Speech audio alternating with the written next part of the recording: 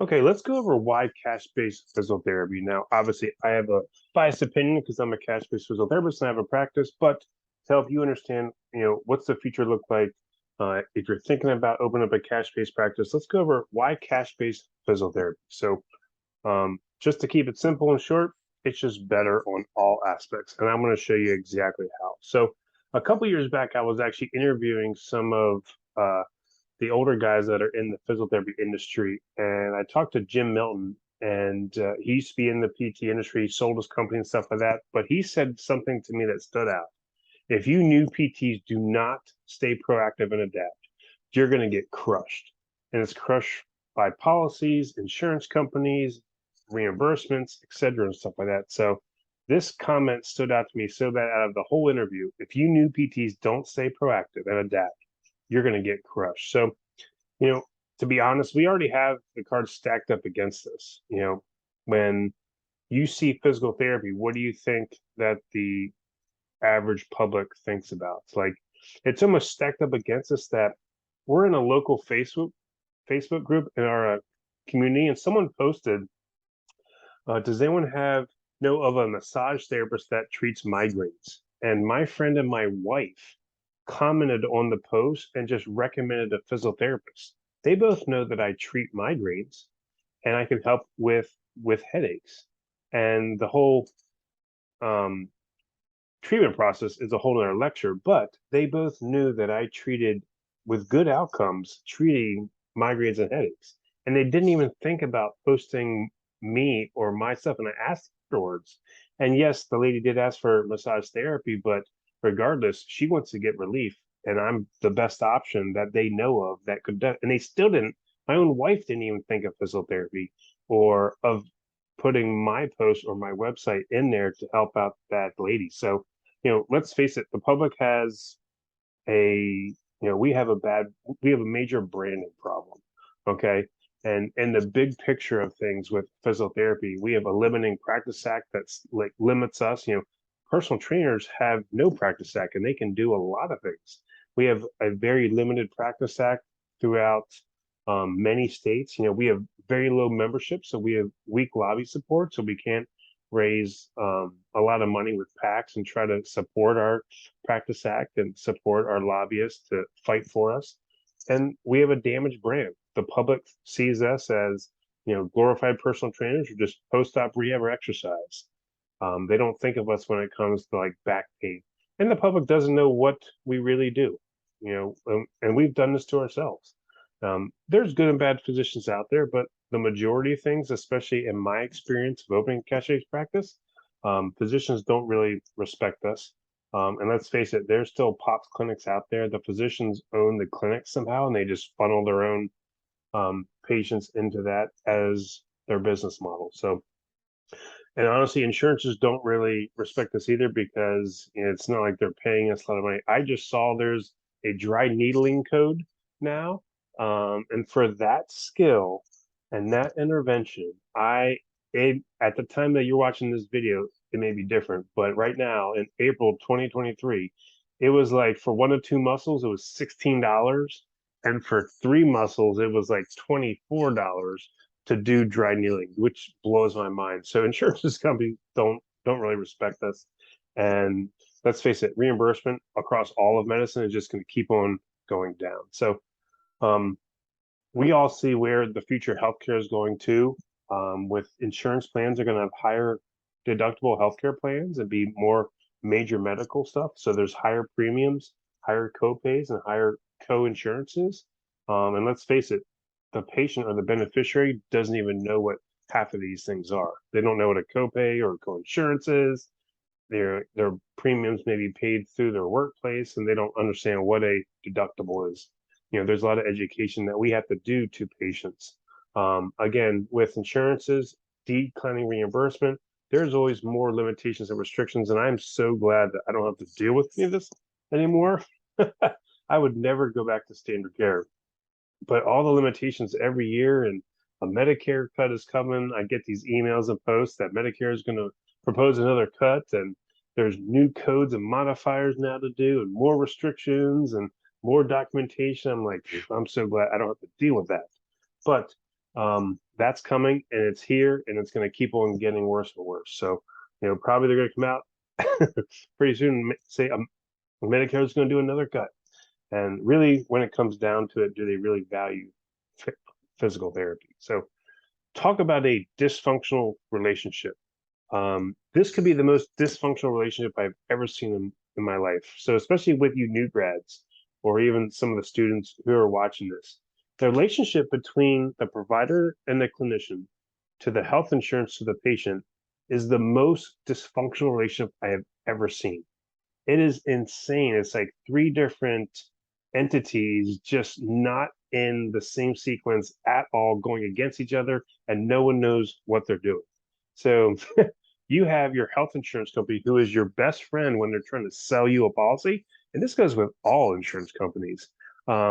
But they're trying to sell you this and they're the best friend, this and this. But when it comes to time, you have to put a claim in, they don't even know you. They're like, wait, no, we don't cover this. Oh, no, sorry. We're going to deny this. We're not going to cover this. And honestly, the health insurance company is looking out for the health insurance company first. They're looking out for themselves. It blows my mind now, not to get into politics, but it blows my mind that I just read that Cigna article that they hire physicians that deny claims, and you have these insurance companies profiting billions and millions of dollars, and their CEOs are making tens of millions of dollars, and they deny $1,000 insurance claim. It's like it blows my mind. So the whole thing needs reset. But the insurance company is looking out for themselves first. They're trying to deny claims. How can we save more money? How can we set more limitations in coverage? So they're extremely difficult to work with. Some of you out there that haven't dealt with them, good luck trying to call an insurance company and try to do things with that. So again, we're going to keep on getting less and less reimbursements, and they're creating higher copays and more co-insurances that the beneficiary and the patient don't even know what is. So then you have the provider, you have us. So we're trying to do what's best for the patient, regardless. We're nice people. We want to help these people, and we want to do what's best for the patient. But we're forced to see 2 to 3 patients an hour just to get increased revenue. We're forced to bill 4 to 5 units a visit just to increase revenue. And I'll never forget the one day when I was one of my last days in insurance healthcare. We had our meetings. I was getting patients better. I was already charging like 2.5 units a visit. I was killing it. I was doing great, showing awesome outcomes. Physicians were referring to me. And my boss looks at me and was like, Ron, you have to start billing 4 to 5 units a visit.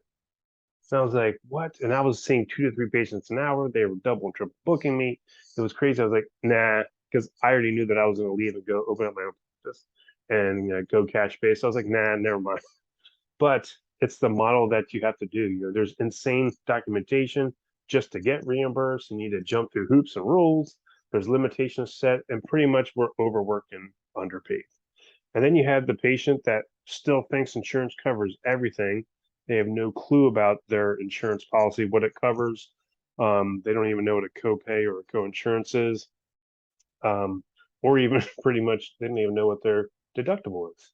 And they're limited to like forced to go in-house, and they really don't know how much to pay. So pretty much in a cash-based model, you focus on what is the most important relationship, and that's the patient-clinician relationship. So in a cash-based model, you can put a big X over this health insurance company. Now you can still do what's best for the patient, give them a reimbursement form, but that's not dictating care. That's not dictating how many patients you have to see. All that matters in a cash-based model is the most important relationship, and that's with your patient. So that's another thing. So what about technology? Our insurance company's trying to replace us with an app. If you don't see this coming already, this is already here. So these other companies like Simple Therapy, Hinge Health, and Joint Strong, these companies are actually getting bought out by insurance companies, and they're trying to replace us with this app. So you have back pain and you want to get treatment for your back pain, your insurance company's like, do this Hinge Health back pain program for 4 weeks and see if it helps. And we all know that acute bouts of low back pain spontaneously go away in 4 to 6 weeks anyway. So if this even works, we didn't even know if this is even going to do anything. Or better yet, this is going to be great for cash-based clinics, because if someone gets handed this and told them to do this, this is a joke. I'm going to go find someone to treat my back pain, or if this makes them worse and stuff like that. So I think this is horrible for our profession. And I think this is great for cash based, because when they start doing this, people are going to be like, this isn't working. I'm going to go do something else, or it's going to make them worse, or it's not going to do anything. And then they're going to search other options, other ways to treat their back pain or orthopedic stuff, and they'll find us. So this is coming. If you haven't seen it, it's pretty much coming already, and it's going to be here. And this may be the future. So the performance-based economy, if your workplace hasn't seen this already, it's going to change the whole way. You're not going to get paid like a normal salary anymore. A perfect example is if you're a cleaner and working for a hotel, you're not just going to get paid a fixed salary. You're going to get a low base salary, and then you're going to get paid based off of the number of rooms that you clean. Okay. So, and then you'll have a certain performance measure. In order to get a bonus, you have to clean X number of rooms. The problem, this is very similar to kind of pretty much waiters and servers. You get a low base salary, and then based on your performance, you get tips, and that's how you make your money. This performance economy is coming. If you haven't seen this already, this is coming, and just wait until these big chains start paying you a low base salary and then start paying you based on the number of patients you see. And what's that going to do? Facilitate you. The more patients you see, the more money you get. It's not even going to matter about outcomes or quality of care. So that's coming. So the question is, how are you adapting? Okay. How are you changing? How are you adapting to these new trends that are coming? We need to adapt, or we're going to get crushed, just like Jim said. So why do we even get into this industry and the career?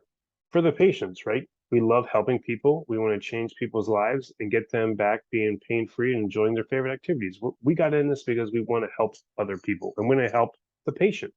So let's look at this from a patient's perspective, and how can we like apply this to a cash-based model? So what does the patient value? If any of you have followed any of my trainings, we have a patient value formula here. Patient value equals the results and the quality of the customer experience over the price and additional costs. And you can get into some arguments about the price or why price is on the bottom, but the most two important things that patients care about are results and the quality of the customer experience or the patient experience. If you increase the results, you increase the value. If you increase the quality of the experience, you increase the value. So, what PT model can deliver the most patient value? If we know what patients value now, what model presents the best or the most value in the patient's eyes? Okay, these are the main types of PT models. You have your private practice PT, you have your corporate mill PT, you have your cash-based practices, you have a hybrid practice maybe that goes insurance and cash services, and then you have maybe like a PT tech, or like a Hinge Health or an app and stuff like that. So starting off the bat, we can just take the corporate PT mill out of there because that's going to be more of the low, poor results and the poor consumer experience. We unfortunately see a lot of these patients that come from here that have failed, and it's the same old story. I was seen with 2 to 4 other patients. The physical therapist wasn't even paying attention to me. I got passed to a tech. The PT was watching TV as I was doing my exercises. I looked around and everyone was doing the same exercise. This is a cookie cutter approach. This is a factory mill. They're just pushing numbers. Let's face it. This is going to be the least quality and the least results and the least customer experience. So then you have your private practice PTs. And again, this is the nice balance where they're struggling, where they want to do what's best for the patient and they want to try to keep good quality or maybe like a good patient experience.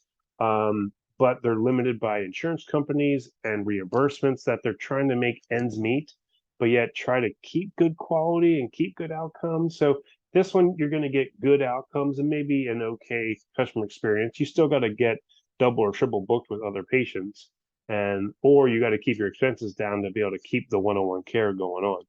And I'm sorry, there's no way that one-on-one care in a cash-based clinic is going to even compared to what a corporate mill is going to do or double and triple booking patients. they're not going to be able to compete. And that's one of the major benefits of cash-based PT. If someone's paying you for cash, they're not going to pay you cash if you're double and triple booking with other people. Especially if you're charging 150, 170, $250 an hour, they're going to want the one-on-one care. And the patient experience they're going to get with that, plus the results that they're able to get just by seeing one-on-one care is priceless, and it creates so much value that they're even willing to pay for that service. So in my eyes, again, I'm biased. In a cash-based PT model, you're going to get excellent outcomes and excellent patient experience. And it's up to you and the business owner to kind of customize that patient experience to make it even better and better and better.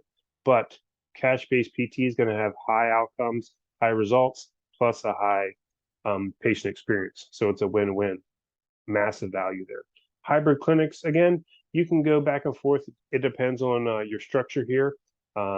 You can start out in an insurance model and then add in some cash services. So it's kind of like a hybrid. You'll get both a little bit with this. So again, the PT owner can kind of customize the patient experience there to make it better and better and better. But again, as long as you accept insurance, you may be struggling with that decreased reimbursement. You may have to double book patients. And PT tech, yes, I know it's coming. Patient experience is going to be horrible. It's probably going to work for less than 50% of the cases. And then what do you do there? And stuff like that. Even though it's coming, and insurance companies may do that, you're going to get poor to average to poor outcomes, and it's not going to be a great patient experience. There's no human interaction whatsoever. There's no manual therapy. So we'll see what happens with that. Overall, what models provide the most value? Cash-based physical therapy model or some sort of hybrid clinic that's going to be insurance plus cash, and you can go from there. So again, we're going over why cash-based physical therapy. Can a cash-based physical therapy model provide a solution to many of our problems that I listed before? And the answer is yes. If you haven't read this book, Blue Ocean Strategy, I highly recommend you reading this book. And this is kind of what cash-based physical therapy model is doing. We're trying to create a blue ocean here. We're managing costs and increasing value, thus called value innovation. We're going to try to create an uncontested marketplace and make the competition not relevant. Okay, so we may not be a full blue ocean. We're more like a purple ocean, but we're not a red ocean, which is an oversaturated market where everyone's competing for the small amount of leftover market share. And there's a lot of competition, a lot of people to choose from, versus a blue ocean is clean, clear. There's not a lot of competition, and you're coasting on that. So it's called the strategy canvas. You're going to eliminate, you're going to reduce, raise, and create certain things to create that blue ocean. So I'm going to show you exactly what I did to start my cash-based physical therapy practice. So there's what factors in our industry in physical therapy can we eliminate? Okay. If we want to create a blue ocean or a purple ocean in a cash-based model, what things are we going to eliminate? What factors should be reduced well below the industry standards? What factors are we going to raise well above the industry standards? And what factors are we going to create in the industry that has never been offered? Okay, so we're going to break our industry down and look at things that I've done here. So we're going to eliminate some stuff. We're going to reduce some stuff. We're going to raise some stuff. And we're going to create some stuff. So let's look at this from a business and a patient perspective here. And let's look at the business model, a cash-based business model in a blue ocean strategy. This is what we did. We eliminated insurance limitations. We can do what is best for our patients. Reimbursement limitations. I don't have to double and triple book patients just to make my numbers work. You can charge based off of the value that you bring to make your numbers work, to pay yourself well, and to make decent profit. We eliminated double and triple booking. We eliminated treatments that don't work, because let's face it, if you're not getting results and you're doing garbage treatments, no one's going to pay you, and they're going to leave.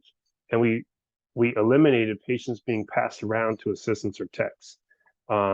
The specialist who does your eval is going to see you throughout the full plan of care. Again, we're creating value, increasing the patient experience. So we eliminated these things.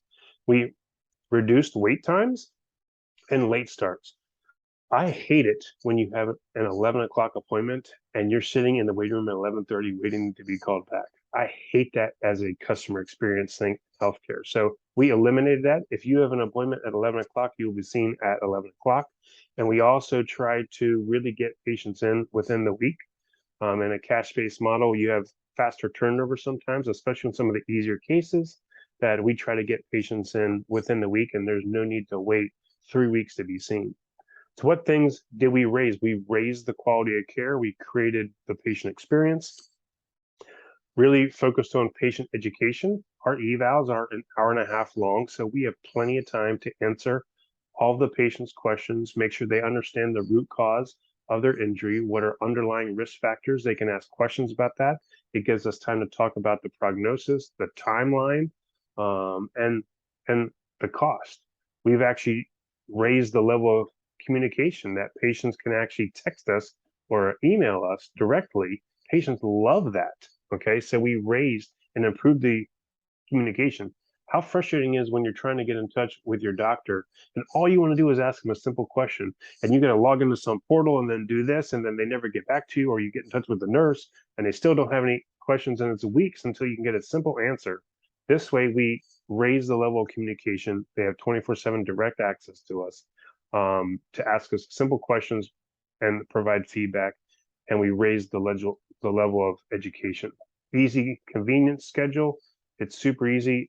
Even from the PT standpoint, they can adjust their schedule from their phones, and we elevated the standard of care. So what things did we create? We created a new cash-based model. We use video-based home programs. I'm surprised people are still using paper printouts now with little stick figures on. Take advantage of technology in this one. You can post your videos to YouTube and send them via email for free. So we created a video-based home program. Patients love this because they don't have to memorize anything. They click and watch a video and they can do that exercise at home. We have a money-back guarantee. Now, this in my group has created a lot of controversy. This is not guaranteeing that treatment works. This is actually saying that if you don't feel that treatment is working, or you're not responding to treatment, or you don't like the service or like the PT for any reason, that we'll give you a full refund in the first 2 weeks. Okay, so we added a money back guarantee. No one in healthcare offers a money back guarantee. We actually broke down our touchpoint integration. We created a flawless and unbelievable patient experience that from the time they see our website to the time that the onboarding process is starting, to the patient experience when they first walk in the door, to the music playing, to the eval experience, to the communication, to the treatment interventions, to the discharge process, and the word of mouth referral machine. We created an unbelievable patient experience. All of healthcare needs to read a patient experience book or a customer service book, but we kind of took our time and broke down touchpoint integration and really elevated a new patient experience that smashes standard care. And then we do direct to consumer marketing. So we didn't really create that, but it's just a new marketing strategy for that. So let's look at from the patient perspective. What is the blue ocean in the patient side of things? Again, we took out double and triple booking. They're not being seen by multiple clinicians, and they're not limited by their insurance company. Whatever is best for the patient is what the patient gets. We reduced waiting times and the cost of care. I actually published my first 3 years data on my cash-based model. Now, the prices have changed now, but if you look at the average case of lower back pain in the US, I think that Virginia Mason study and some of the stuff by Fritz et al. Showed that the average cost of care of low back pain was anywhere from $2,200 to $6,600. And my first 3 years data, our average cost of care for the plan of care was like $817. And even today, with my current price rates, our average revenue per case is like $1,440, I believe. It's around that $1,500 range. So it's actually reduced the cost of care compared to standard care, especially if someone has a $5,000 deductible or a $10,000 deductible. We can save them money by going cash-based. We raised one-on-one patient care. Patients love that. Patient education. They love the communication, scheduling convenience, and the quality of care. Things that we created, the clarity on the cost of care. Because of the No Surprise Act, many of us have to follow this anyway, which actually helps us anyway. We don't have to give them a good faith estimate. We tell them exactly how much it's going to be and what it's going to cost, and then they can make a decision on what's best. We added the video-based home programs, the money-back guarantees, and the patient experience. So let's look at it from a physical therapy standpoint. From us, we don't have the annoying productivity standards. I've seen some clinics now, they do like 99% productivity standards and give you no documentation time now. That's crazy. So we don't have to double and triple book patients anymore. We don't have to pass patients around. We're not limited by insurance. It's very similar to what we just went over. Waiting times, we don't have to wait, no late starts. We raise the one-on-one patient care. That's why we got into this business anyway, to help patients and give them great quality care. We educate the patients, communication with them, scheduling convenience. It's pretty much the same stuff. So, um, you know, to be honest, a cash-based physical therapy model is just better on all aspects. It's a better business model. It's better physical therapy clinical practice, and it's better for the patient across the board. So pretty much you can create this blue ocean for yourself and create an uncontested market space and make the competition not even relevant. Okay, you can set their standards so high that there's nothing to even compare it to. So again, yes, we need to continue to innovate and differentiate ourselves above standard care, especially if you're going to open up a cash-based practice. Because let's face it, healthcare is an oversaturated market with lots of competition. If you just Google best physical therapy Orlando, this comes up. But really, when you look at all the physical therapy clinics and all the chiropractors and all the physicians and all the personal trainers and massage therapists, your area is probably more like this. It's an oversaturated market. There's a lot of competition. So this Elon Musk quote, in an oversaturated market, if you're going to open a business in an oversaturated market with lots of competition, your product or service needs to be far superior than your competition. Not a little better, not great, far superior. Okay. So how are you going to, in your cash-based model, how are you going to create your far superior product? Again, it's results and the patient experience. So here's a concept. When your product or service is the same as your competition, it's a race to the bottom.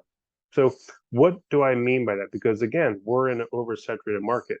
But if we're all the same with all of our competition, it's just a race to the bottom.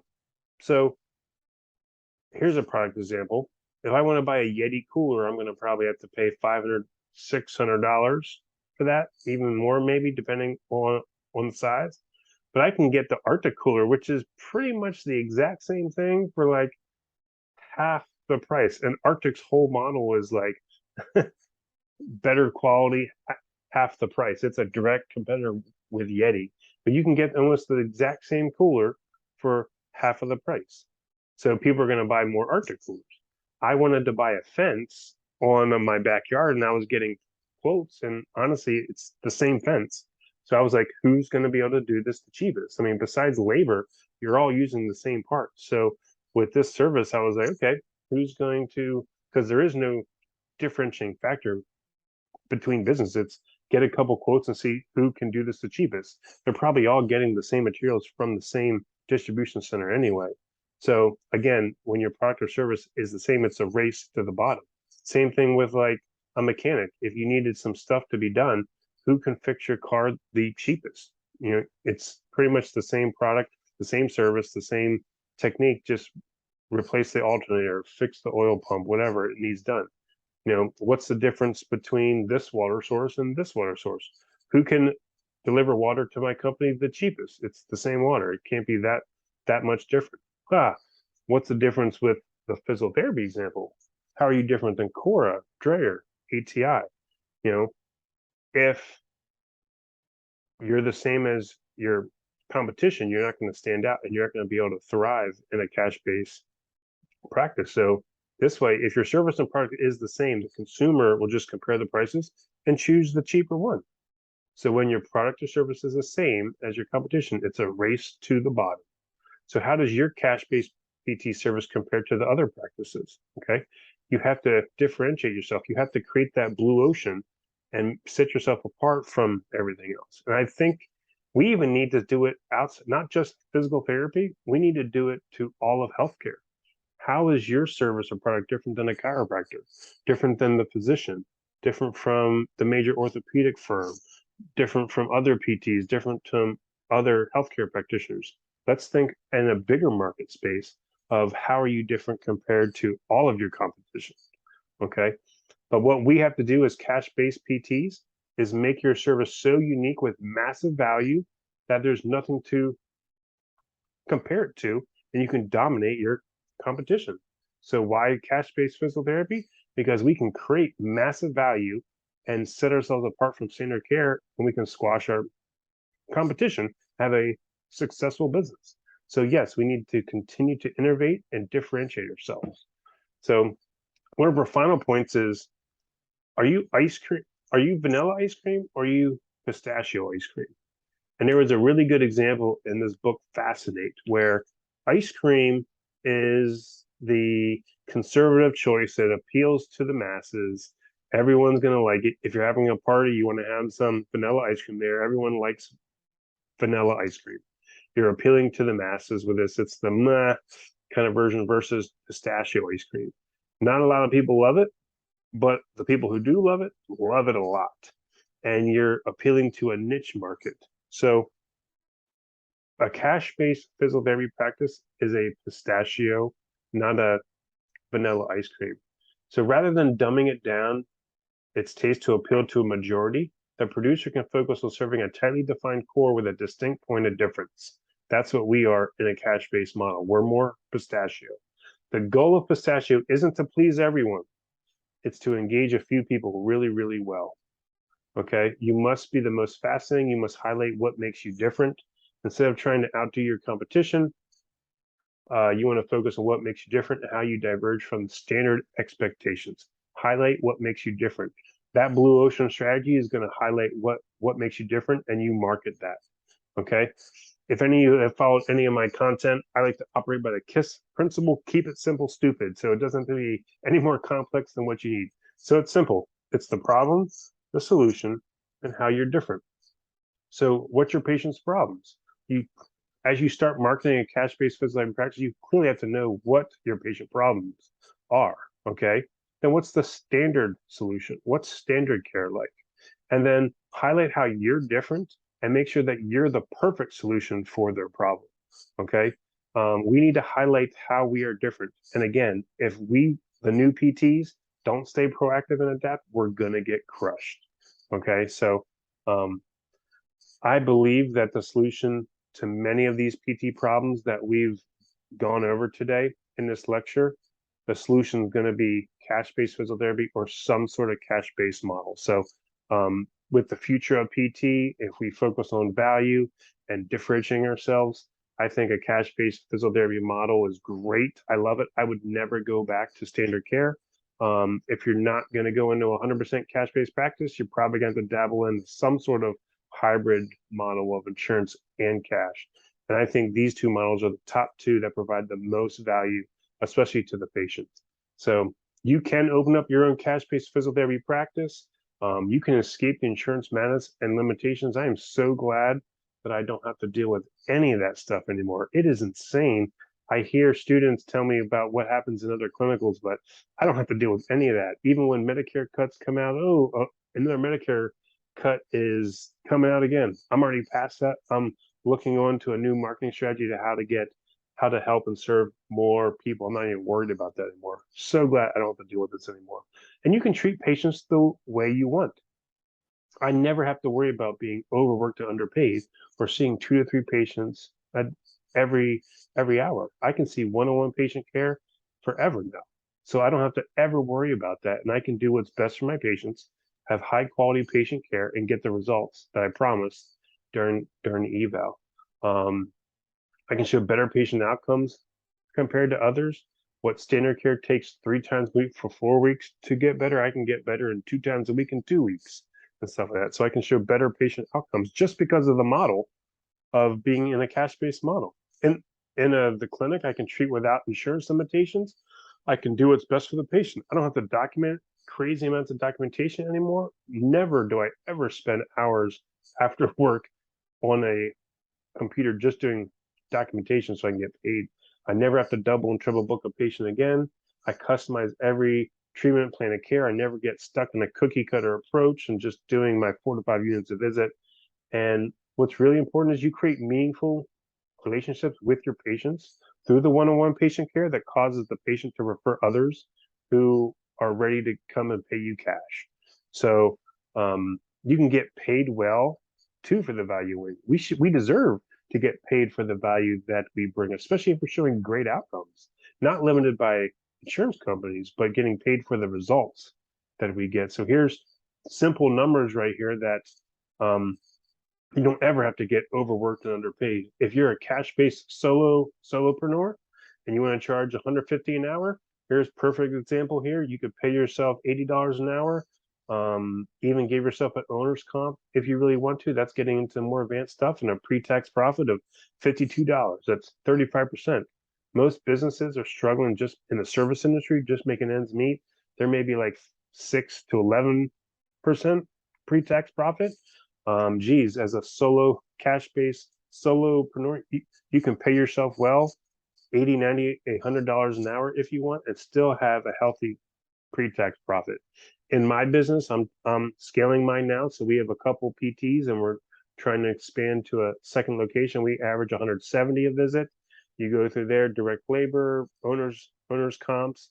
You can still get paid very well in a cash-based physical therapy model and run a healthy business with healthy pre-tax profit margins. So you can create a profitable business model and not have to worry about pinching pennies and the expenses are matching the revenue, and you can have a healthy business and pay yourself well. Some of the different models that most people are doing, you have a 100% cash-based model, solo versus a scalable business. Some people do cash plus Medicare. I would never want to do Medicare just because I don't see any positive in doing that. But some people want to treat Medicare patients, so you can do cash plus Medicare.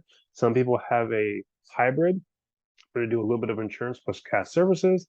And the new thing that people are trying to do now is trying to create a membership where it's kind of like a concierge practice and you pay a monthly fee and you come in for your PT. So these are some of the different models that have been practiced and done in our groups. And most of all, you can have a better work-life balance and more freedom to do what you want.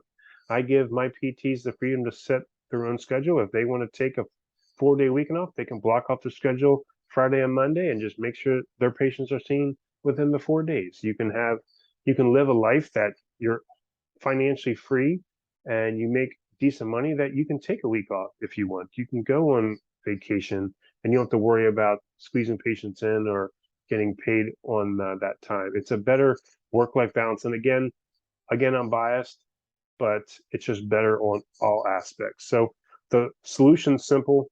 Cash-based physical therapy is going to be the future. It's whether you choose to go into 100% cash-based practice or you're going to stay in insurance and try to add on cash services. But I believe that the future of physical therapy is going to be cash-based, or you're going to have these factory mills here, and then there's going to be two different markets, and we'll thrive in a cash-based practice. So below, in the links below and the website below, you'll have all the access to all the systems and the processes that you need and the tools to open and run a successful cash-based practice. Just click on the link below or scroll down. And I always finish all of my lectures with, do you believe in physical therapy? I love this profession. We have a lot of work to do. I love what I do. I love patient care, and I love helping people and growing a profitable and healthy business. And I believe in cash-based physical therapy, and I believe in physical therapy, and the future is as bright as your face. So thank you for listening. Just scroll down, and if you do have any questions, you can send me an email, and thanks for watching.